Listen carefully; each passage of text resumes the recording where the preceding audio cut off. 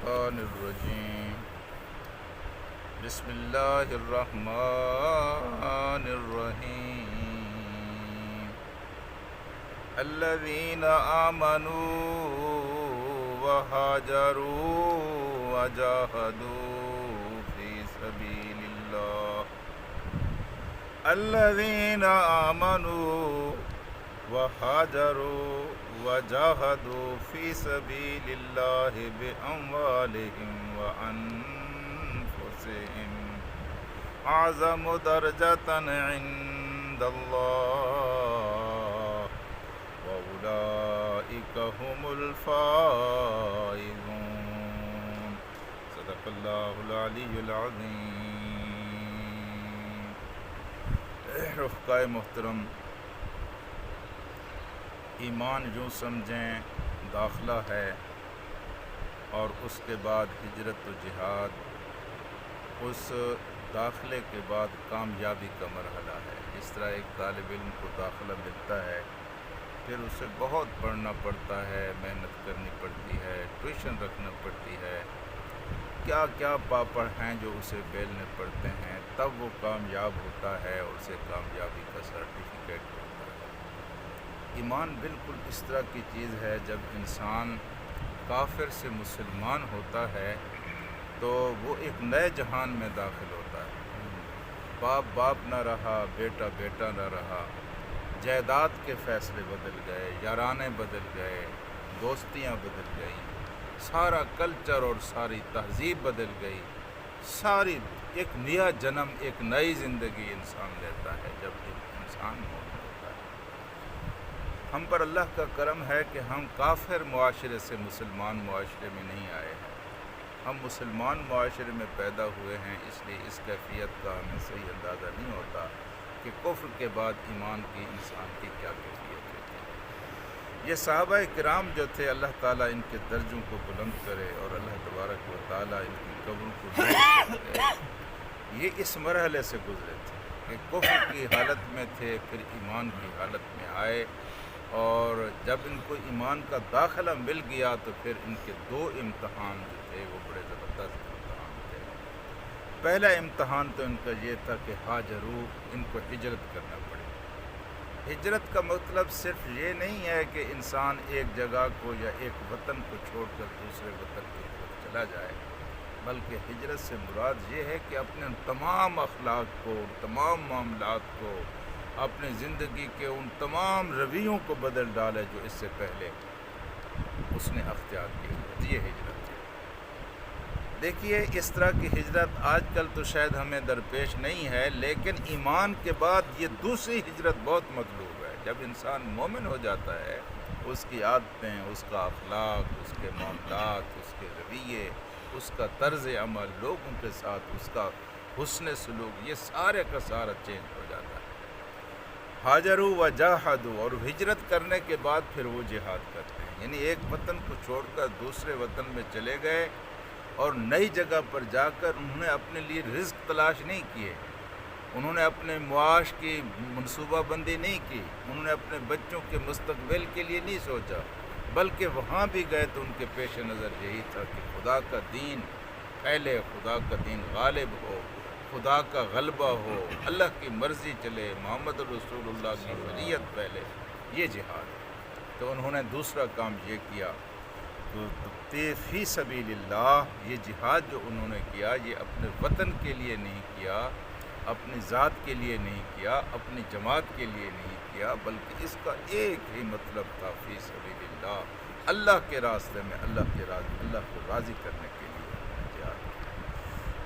پھر اللہ تبارک و تعالیٰ کہتا ہے یہ جہاد جو ان کا تھا باموالہم وانفسہم، یہ جہاد انہوں نے اپنے مالوں کے ساتھ بھی کیا اور انہوں نے اپنی جانوں کے ساتھ بھی کیا۔ یہ بات بڑی مشہور اور معروف ہے کہ انسان چمڑی دے دیتا ہے، دمڑی نہیں دیتا، اس لیے اللہ پاک نے پہلے دمڑی کا ذکر کیا ہے، بعد میں چمڑی کا ذکر کیا ہے۔ جن لوگوں کی جیبیں اللہ کے راستے میں نہیں کھلتی، ان سے توقع نہ رکھی جائے کہ وہ کبھی اللہ کے راستے میں جان بھی لٹائیں گے۔ جی، تو اپنے مالوں کے ساتھ جہاد کیا، پھر اپنے جانوں کے ساتھ جہاد کیا۔ یہ معیار جو قرآن حکیم نے پیش کیا ہے حضرات، اس معیار پر کوئی دوسرا پورا اترے یا نہ اترے، محمد الرسول اللہ کے اصحاب پورے اترے ہیں اور انہوں نے اتر کر دکھایا۔ کیا بات ہے ہاں جی۔ اگر اس کے بعد ان کو فتوحات بھی ملیں تب بھی انہوں نے ایمان، جہاد اور ہجرت کی یہ جو روح تھی اس کو باقی رکھا۔ یہ حضرت عمر جو تھے، ان کو حکومت کرتے ہوئے سب سے زیادہ پریشانی اہل کوفہ کی طرف سے پیش آئی، کیونکہ یہ بڑے شکایتی تھے، اور جو گورنر آپ مقرر کر کے ان کی طرف بھیجتے تو یہ اس کی شکایت کرتے، صبح کو بھیجتے تو شام کو شکایت آ جاتی، شام کو بھیجتے تو صبح کو شکایت آ جاتی۔ بالآخر حضرت عمر نے فیصلہ کیا کہ زبردست قسم کا متقی، منتظم، مربی، سیانہ، سمجھدار آدمی اب میں کوفہ کی طرف بھیجتا ہوں، اور پھر انہوں نے حضرت سعد کو بھیجا۔ حضرت سعد جب کوفہ کے گورنر ہوئے، ان کے خلاف شکایت آ گئی، تو شکایت آ گئی، آپ شکایتوں سے اکتائے نہیں ہیں کہ ان کی عادت ہے چھوڑو جی اب شکایتیں آتی ہیں، لیکن آپ نے حضرت سعد کو پھر بلایا، اور حضرت صاحب کو بلا کر آپ نے کہا جی یہ لوگ تو آپ کی نماز پر اعتراض کرتے ہیں، یہ کہتے تھے اس کو نماز پڑھنا بھی نہیں آتی۔ تو حضرت سعد کو اس بات کا بہت، کوئی دوسرا تم الزام لگاؤ یار ہاں جی۔ میں نے اس وقت رسول اللہ صلی اللہ علیہ وسلم کے ساتھ نماز پڑھی جب کل 4-5 آدمی مومن تھے، اور میں اللہ کے رسول کے ساتھ نماز پڑھتا رہا، میری نماز ٹھیک نہیں ہوگی تو اور کس کی نماز ٹھیک ہوگی جی۔ بڑی تکلیف ہوئی، اور اس موقع پر انہوں نے اللہ تبارک و تعالیٰ سے دعا کی کہ اللہ تعالیٰ جس شخص نے میرے خلاف یہ شکایت کی ہے، اگر وہ اپنی اس شکایت میں سچا ہے تو مجھے اس کی زندگی میں موت دے، اگر وہ اپنی اس شکایت میں جھوٹا ہے تو اللہ تبارک و تعالیٰ مرنے سے پہلے اس کو اندھا کر اور فتنے میں مبتلا کر۔ ہاں جی، پھر کہنے لگے میں تو نماز اس طرح پڑھتا ہوں کہ اللہ کے رسول پہلی 2 رکعتیں لمبی پڑھا کرتے تھے، آخری 2 رکعتیں چھوٹی پڑھا کرتے تھے، میں تو ان کی طرز پر نماز پڑھتا ہوں۔ حضرت عمر رضی اللہ تعالی عنہ نے حضرت سعد سے جب یہ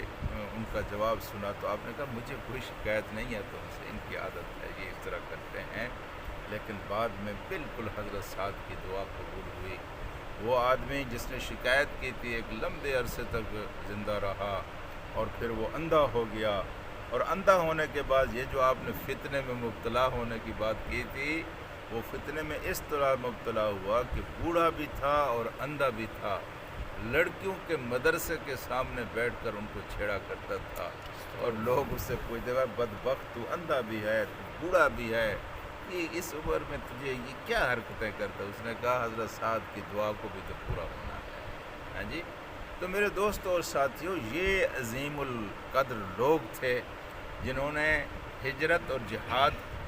کی زندگی، ساری کی ساری زندگی ہجرت اور جہاد کی گزاری، اور پھر اللہ پاک نے ان کے ہاتھ میں ایک سرٹیفکیٹ تھما دیا۔ کیا سرٹیفکیٹ تھا؟ اعظم درجۃ عند اللہ، یہ وہ لوگ ہیں کہ اللہ کے ہاں ان کا بڑا درجہ ہے، بڑا درجہ، تم سوچ بھی نہیں سکتے کہ خدا کے ہاں اعظم، ایک ہوتا ہے عظیم، عظیم کہتے ہیں بڑے کو، اعظم کہتے ہیں سب سے بڑے کو، سب سے بڑا درجہ ہے عند اللہ، اللہ کے نزدیک، وَأُولَئِكَ هُمُ الْفَائِزُونَ۔ تم کہتے ہو کرنسی کے نوٹ کس کے پاس آ جائیں تو وہ کامیاب ہوتا ہے، کسی کو منصب اقتدار مل جائے تو وہ کامیاب ہوتا ہے، نہیں ہے یہ کامیابی کا معیار۔ کامیابی کا معیار یہ ہے کہ خدا کی نگاہ میں آپ کا بڑا درجہ ہو، وَأُولَئِكَ هُمُ الْفَائِزُونَ۔ یہ وہ لوگ ہیں جو کامیاب ہیں، جنہوں نے ایمان کے بعد ہجرت کی، اور ہجرت کے بعد جہاد کیا، جہاد کیا اپنی جانوں کے ساتھ اور پھر اپنے بالوں کے ساتھ۔ اولئک، یہ وہ لوگ ہیں کہ اعظم درجۃ عند اللہ واولئک هم الفائزون، یہی لوگ ہیں جن کا اللہ کے ہاں بڑا درجہ ہے، اور یہی لوگ ہیں جن کو کامیاب کہا جا سکتا ہے۔ اللہم صلی علی سیدنا